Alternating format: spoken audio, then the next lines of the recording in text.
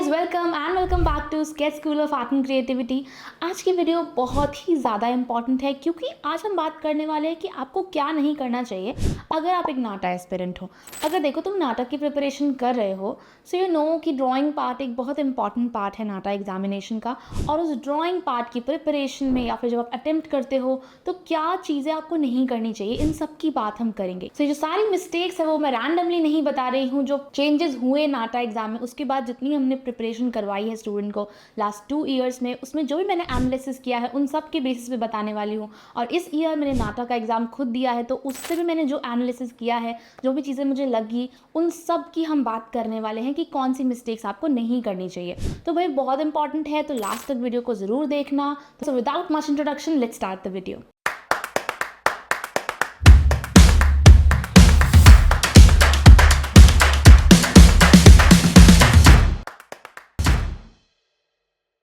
तो first of all I hope कि अगर तुम नाटा एग्ज़ाम की प्रिपरेशन कर रहे हो तो तुम्हें एटलीस्ट इतना पता है कि नाटा एग्ज़ाम में ड्राइंग पार्ट और एप्टीट्यूड पार्ट आता है और ड्राइंग पार्ट में क्या चीज़ें आती हैं। अगर नहीं पता तो बेसिक देखो, जो ड्राइंग पार्ट है उसमें 3 क्वेश्चंस आते हैं, जिसमें कि 2 क्वेश्चन प्रॉपर ड्राइंग के होते हैं, A1 और A2, और जो थर्ड क्वेश्चन होता है वो 3D मॉडलिंग का होता है। ठीक है, अगर कोई ऐसा स्टूडेंट है जो ये वीडियो देख रहा है जिसे नहीं पता डिटेल सिलेबस के बारे में, तो आप हमारे चैनल पर डिटेल सिलेबस देख सकते हो ड्राइंग पार्ट का।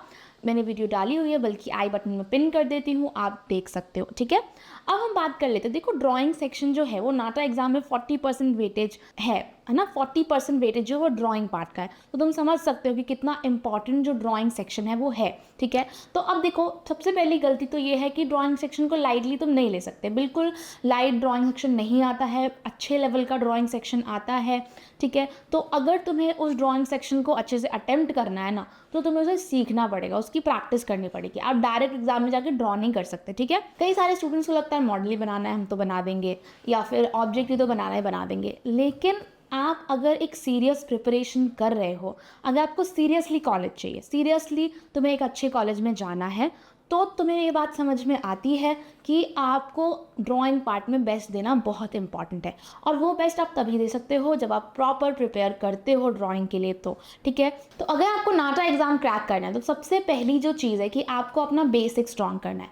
And most of the student यही गलती करते हैं कि वो बेसिक स्ट्रॉन्ग नहीं करते हैं और वो बस रेंडरिंग पे फोकस करते रहते हैं कि हमें ग्रेफाइट से कैसे करना है और किस तरीके से रेंडरिंग वाली चीज़ें करनी है। बट रेंडरिंग की बात बाद में आती है, प्रेजेंटेशन की बात बाद में आती है। पहले तो आपको ये समझना पड़ेगा कि आपके बेसिक्स क्लियर है कि नहीं। अगर 3D कॉम्पोजिशन आ रहा है तो क्या तुम उसका बेसिक स्केचिंग भी कर पा रहे हो, इस तरीके का बेसिक स्केचिंग भी आप एटलीस्ट कर पा रहे हो या नहीं कर पा रहे हो। या फिर अगर साइनेज बनाने के लिए आ रहा है, लोगो बनाने के लिए आ रहा है, या कोई भी अदर क्वेश्चन आ रहा है, तो क्या आप उसे एटलीस्ट सही क्वेश्चन की नीड के हिसाब से फ्रेम कर पा रहे हो या नहीं कर पा रहे हो। और वो तुम तभी कर पाओगे जब तुम्हारे बेसिक्स क्लियर होंगे। ठीक है, और बेसिक्स क्या क्या सीखने हैं आपको? सबसे पहले पर्सपेक्टिव, सबसे इंपॉर्टेंट 3D कॉम्पोजिशन के क्वेश्चन के लिए पर्सपेक्टिव आपको आना चाहिए। ठीक है, आपको डिज़ाइन प्रिंसिपल्स आने चाहिए। कुछ भी चीज़ डिज़ाइन करने के लिए कैसे आप डिज़ाइन करना है, किस तरीके से डिज़ाइन प्रिंसिपल को अप्लाई करना है, ये सारी चीज़ें आनी चाहिए। आपको ये समझ में आना चाहिए कि शेप्स कैसे बनते हैं, क्यूबॉइड कैसे बनता है, या फिर बेसिक शेप कैसे बनता है, या फिर डेली लाइफ ऑब्जेक्ट्स कैसे बनते हैं। ठीक है, या फिर अगर एक सीन बनाने के लिए आया तो वो कैसे बनेगा। ठीक है, तो देखो नाटा एग्जाम में most of the time 3D composition question आता है A2 क्वेश्चन में, तो वो तो सबसे इंपॉर्टेंट हो गया। तो एटलीस्ट उससे तो करके जाओ, जो most of the time repeat हो रहा है उससे तो अच्छे से करके जाओ। ठीक है, तो मतलब अगर तुम पर्सपेक्टिव नहीं आता तुम्हें तो फिर आप नहीं कर सकते, आप बना ही नहीं पाओगे इस क्वेश्चन को। और अगर बना भी लोगे तो ऑब्वियसली तुम्हें क्यों ही मार्क्स देगा एग्जामिनर। तुम इस चीज़ की सोचो, इतने सारे बच्चे एग्जाम देंगे तो एग्जामिनर आपको ही क्यों मार्क्स देगा अगर आपके स्केच में बेसिक ही करेक्ट नहीं होगा। ओके, तो बेसिक्स को समझना इंपॉर्टेंट है। ठीक है, basic human figure, basic perspective और बेसिक जो डिज़ाइन वाली चीज़ें हैं वो सब आपको समझना ज़रूरी है।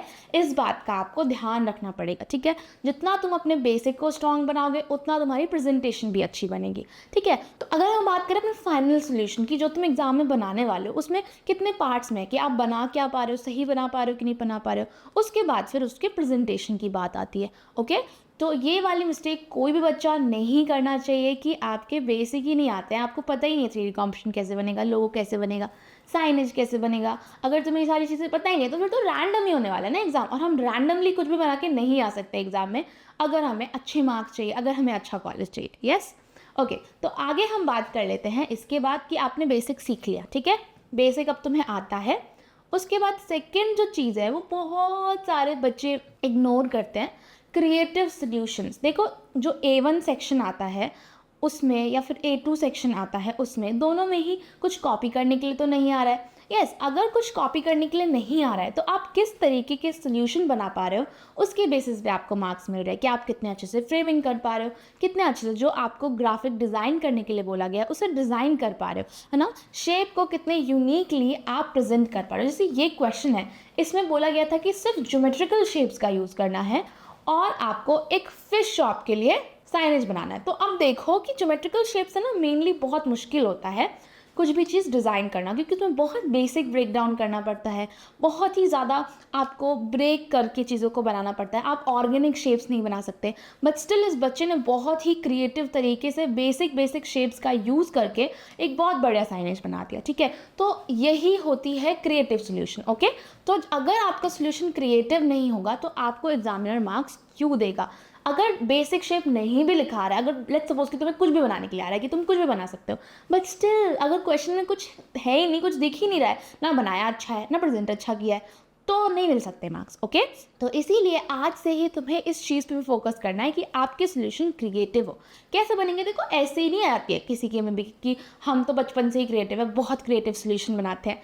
नहीं, आपके माइंड में आइडियाज़ होने चाहिए। अगर आइडियाज़ नहीं होंगे तो ऑब्वियसली क्रिएटिव सोल्यूशन नहीं बनेंगे, और उसके लिए आपको थोड़ी प्रैक्टिस करनी पड़ती है, थोड़ी सी करेक्शन करवानी पड़ती है कि मैं जो बना रहा हूँ वो क्रिएटिव क्यों नहीं है, उसमें क्या प्रॉब्लम है कि आप बहुत बेसिक सोच रहे हो। उतना बेसिक भी नहीं सोचना है, बल्कि क्या होता है ना कि जब आप बहुत सारे बच्चों के साथ काम करते हो, उनके साथ बैठ के बनाते हो, तो जाके आपको समझ आता है कि हाँ, दूसरे का ड्राइंग इस तरीके से सोच रहा है, वो दूसरे का सोल्यूशन क्रिएटिव है। क्यों क्रिएटिव है, क्योंकि वो इस तरीके से काम कर रहा है। सो बेसिकली हम क्या करते हैं कि ग्रुप्स में काम करवाते हैं बच्चों से इस वाले पार्ट को स्ट्रॉन्ग करने के लिए। जो क्रिएटिव थिंकिंग है उसको स्ट्रॉन्ग करने के लिए हम ग्रुप में काम करवाते हैं स्टूडेंट से, जिससे कि उन्हें समझ आए कि दूसरा स्टूडेंट क्या सोच रहा है, उसकी थिंकिंग क्या है, या फिर डिस्कशन, ग्रुप डिस्कशन में चीज़ें ज़्यादा अच्छे से समझ आती हैं, और ये समझ में आती है कि ये इम्प्लीमेंट करेंगे तो ज़्यादा बेटर क्यों होगा दूसरे वाली चीज़ से। तो इसीलिए गाइस बहुत सारी चीज़ें मैटर करती हैं अगर तुम एक अच्छा प्रिपरेशन करना चाहते हो। सिर्फ ये नहीं है कि आप ड्रॉ कर रहे हो, आप अपने आप को कितना डेवलप कर रहे हो, इस चीज़ की बात आती है।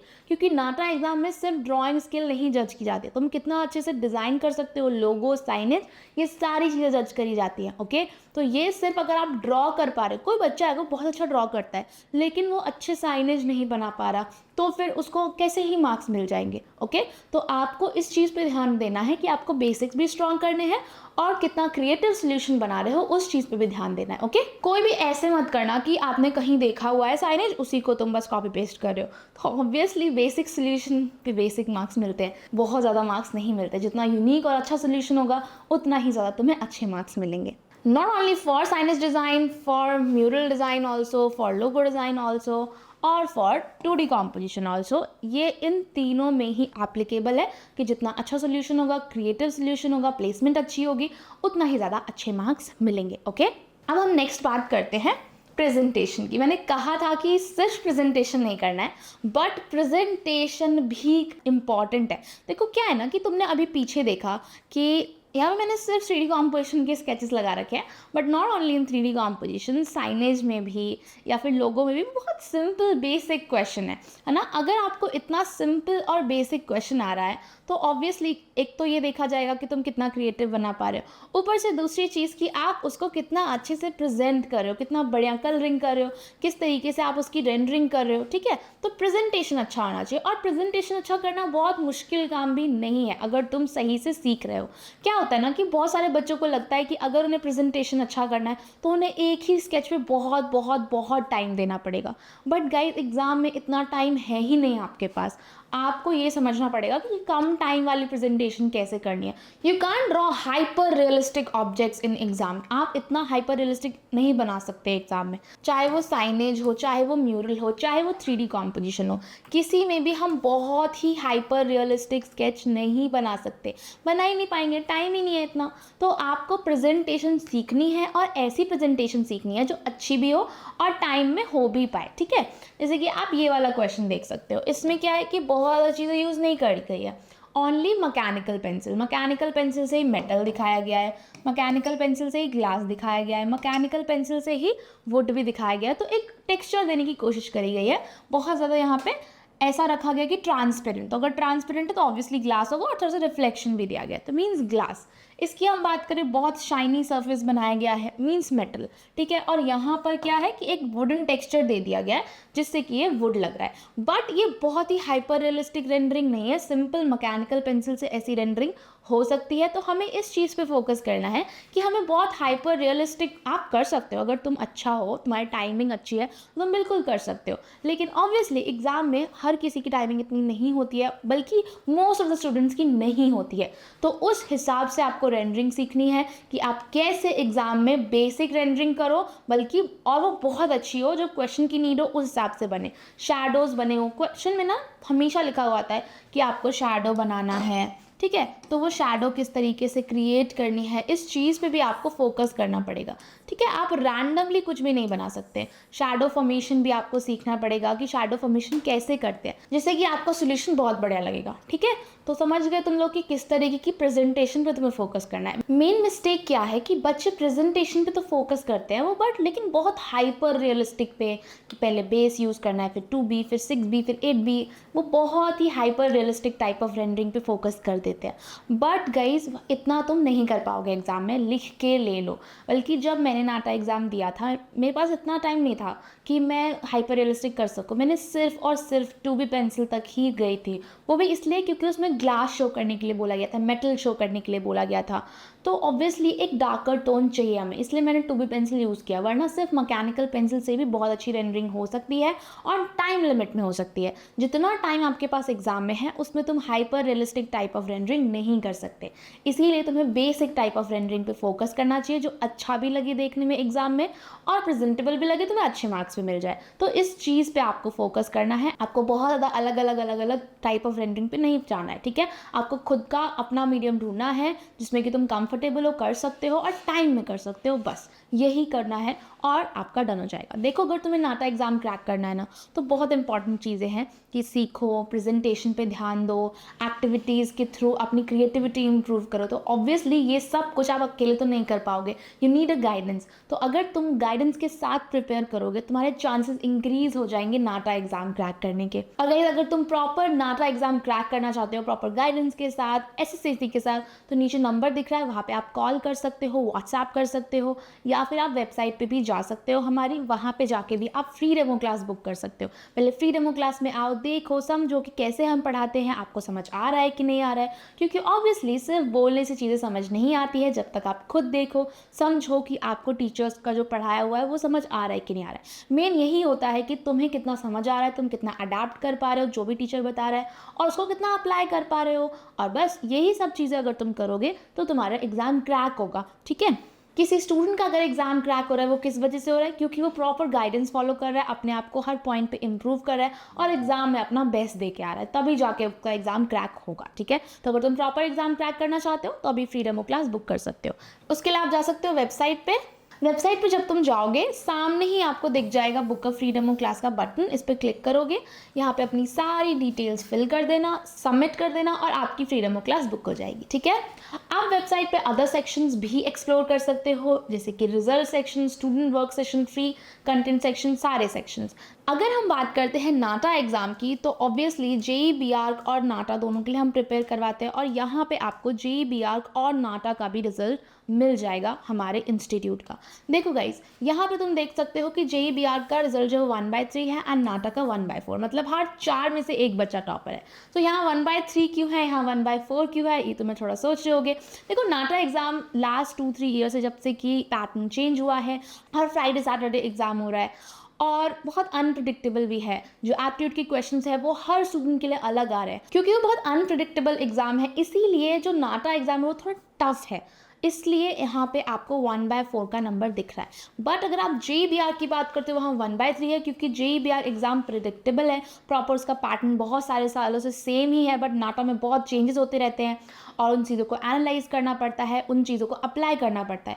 इसीलिए नाटा एग्ज़ाम बिना गाइडेंस के क्रैक करना, बिना अपडेट्स के क्रैक करना थोड़ा टफ हो जाता है, क्योंकि अगर चीज़ें बहुत चेंज हो रही है और तुम्हें उसके बारे में अपडेट ही नहीं है कि क्या क्वेश्चन आ रहे हैं, किस तरीके की चीज़ें हो रही हैं, तो तुम अपने प्रिपरेशन में क्विक चेंजेस नहीं कर पाते हो और तुम अपने प्रिपरेशन को उस तरीके से फ्रेम नहीं कर पाते हो।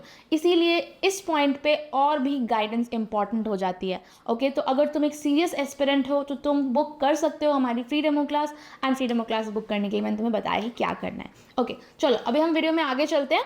सो गाइस, अभी तक मैंने बहुत सारी चीज़ों की बात कर ली है कि अपने बेसिक्स क्लियर करो, ये मिस्टेक नहीं करनी है, आपको क्रिएटिव सोल्यूशन बनाने हैं। अगर तुम क्रिएटिव सोल्यूशंस नहीं बनाओगे तो फिर आपका एग्जाम क्रैक नहीं होगा, या फिर प्रेजेंटेशन पे फोकस नहीं करोगे कि किस तरह की प्रेजेंटेशन करनी है, चाहे वो A1 क्वेश्चन हो चाहे वो A2 क्वेश्चन हो, दोनों में ही आपको फोकस करना है कि क्रिएटिव बने, ठीक है।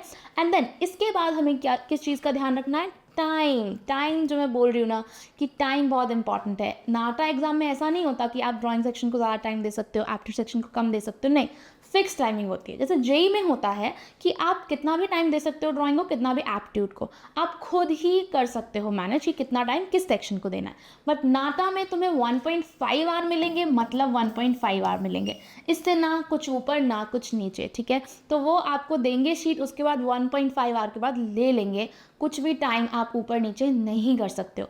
तो गाइस, टाइम बहुत इंपॉर्टेंट हो जाता है।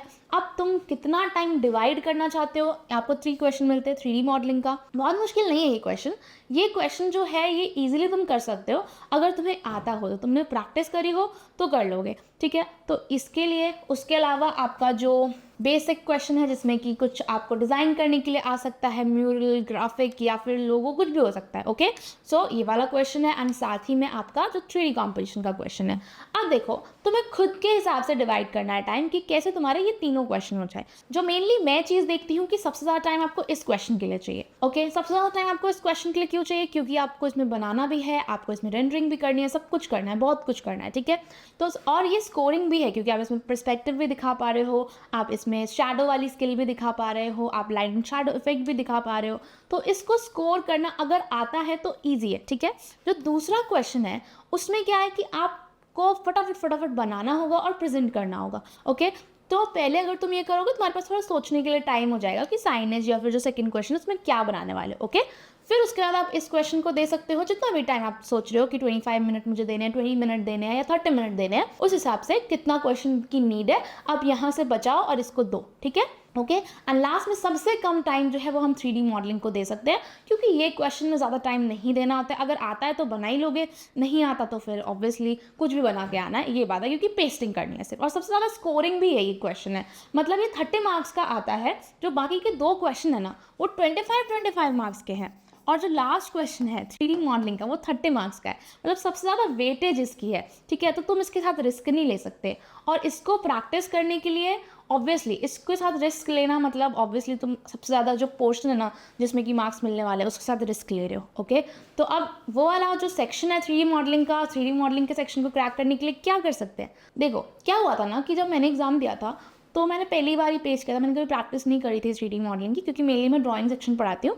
जो हमारे इंस्टीट्यूट में है 3D मॉडल वाला सेक्शन जो है वो सर पढ़ाते हैं, तो मतलब ऑब्वियसली मुझे पता है कि हाँ ऐसे करना है, ऐसे करना है, ऐसे करना है, बट मैंने खुद से कभी पेस्ट करके नहीं देखा था, है ना, क्योंकि मेरे पास ये किट नहीं थी, इसलिए मैंने कभी पेस्ट करके नहीं देखा। तो एग्ज़ाम में उसको पेस्ट करना, अरेंज करना, वो सब इंस्टेंटली थोड़ा टाइम टेकन हो जाता है। लेकिन जो स्टूडेंट्स को ये आता होता है, जिन्होंने प्रैक्टिस करी होती है, क्योंकि हम 3D मॉडलिंग किट देते हैं तो उससे वो प्रैक्टिस करते हैं, तो उनके लिए बहुत फेमिलियर हो जाता है। बहुत ज़्यादा क्वेश्चंस होते नहीं है 3D मॉडलिंग के, अगर तुम्हें प्रैक्टिस करी है तो फटाफट 30 मार्क्स तुम्हारे पक्के हैं।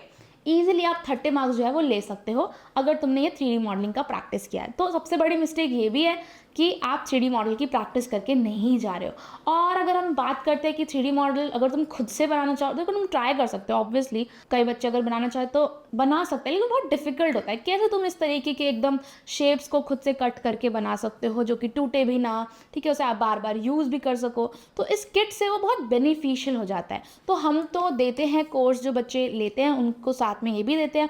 आपको किस तरीके से प्रैक्टिस करना है वो तुम खुद सोच सकते हो, ठीक है, it's totally up to you कैसे करना है, लेकिन प्रैक्टिस करना इंपॉर्टेंट है। अगर तुम 3D मॉडलिंग की प्रैक्टिस नहीं करोगे तो ऑब्वियसली एग्जाम में प्रॉब्लम आएगी कि कैसे बनाए, कैसे इस चीज़ को शो करे, कैसे इसे प्रेजेंट करे, फिर कैसे उसे ज्वाइन करे। फिर जो मैं बोल रही हूँ ना कि 5-10 मिनट में हो जाएगा, फिर तुम उसमें ज़्यादा टाइम ले लोगे, जो कि ये क्वेश्चन देने वाला नहीं है कि आप इसमें टाइम दोगे तो आपको बाकी क्वेश्चन से कम करना पड़ेगा, जो कि बिल्कुल भी बेनिफिशियल नहीं है। तो ऑब्वियसली तुम्हें इसकी प्रैक्टिस पहले से करके जानी है, इस बात को आप ध्यान में रखो। ओके, तो दैट्स ऑल, यही सारी चीज़ें हैं जो ध्यान रखो। क्या ध्यान रखना है? सबसे पहले ड्राइंग पार्ट की प्रिपरेशन ज़रूर करो। ओके, ड्राइंग पार्ट की क्या प्रिपरेशन करनी है? जो तीनों क्वेश्चन है ऑब्वियसली, जो पहले दो है वो प्रॉपर ड्राइंग के, तो मतलब आपको ड्राइंग आनी चाहिए, आपको पर्सपेक्टिव आनी चाहिए, आपको बेसिक चीज़ें ड्रॉ करनी आनी चाहिए, डिज़ाइन करना आना चाहिए, प्रेजेंट करना आना चाहिए, कलरिंग करना आना चाहिए। ये सारी चीज़ों पे आपको फोकस करना है, उसको छोड़ नहीं देना है, ठीक है। प्रेजेंटेशन पे भी फोकस करना है और क्रिएटिविटी पे भी फोकस करना है कि कितना क्रिएटिव सोल्यूशन बन रहा है, ठीक है।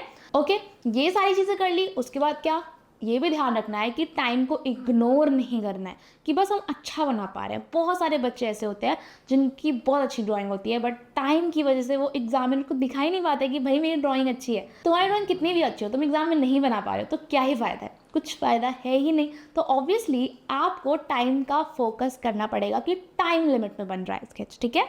एंड लास्टली क्या बोला मैंने कि 3D मॉडल को भी इग्नोर नहीं करना है। सबसे ज़्यादा वेटेज 3D मॉडल का है, इसको आपको बनाना है, ठीक है, इसको आपको प्रैक्टिस करनी है, तब जाके एग्जाम में तुम्हें बेनिफिट होगा, ठीक है। तो अभी से प्रिपेयर करो, और इन सब के लिए एक ही सोल्यूशन है कि you have to start preparation. आप कभी भी किसी भी ईयर के लिए कर रहे हो, but you have to start preparation now, ताकि आप इन सब चीज़ों पे काम कर सको, ठीक है। So that's all guys for today's video. I hope कि तुम्हें चीज़ें समझ में आई हैं और तुम इंप्लीमेंट भी करने वाले हो। अगर वीडियो अच्छा लगा तो वीडियो को लाइक करो, चैनल को सब्सक्राइब अगर अभी तक नहीं किया है तो चैनल को सब्सक्राइब जरूर कर देना। बहुत सारे इन्फॉर्मेटिव वीडियोज़ नाटा एग्जाम के लिए मैं लेके आने वाली हूँ चैनल पर।